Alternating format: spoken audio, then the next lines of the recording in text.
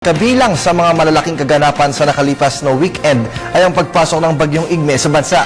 Alamin natin kay April Inerio mag-uulat ng live mula sa Pag-asa DOST kung nasaan na si Igme. April? Yes, Irving, lumakas ang bagyong Igme habang patuloy ang mabagal na pagkilos nito pahilaga.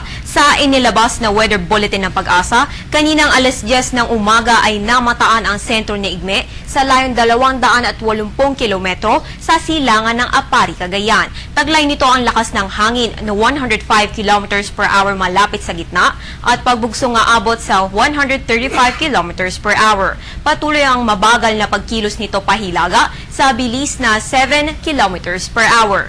Sa ngayon ay nakataas pa rin ang public storm warning signal number 1 sa probinsya ng Isabela at Cagayan. Inaasahang lalakas pa ang tropical storm na ito sa pagiging isang typhoon. Pero sa ngayon ay mapag-iigting nito ang hanging habagat na magdadala ng pag-ulan sa Luzon, partikular na sa Pangasinan, Zambales, Bataan at Mindoro. Nakataas rin ang gale warning sa eastern seaboards ng Central at Southern Luzon, kaya pinaalalahanan na natin ang mga mangingisda na huwag munang pumalaot dahil sa malalaking alon na dulot ng bagyo at ng habagat.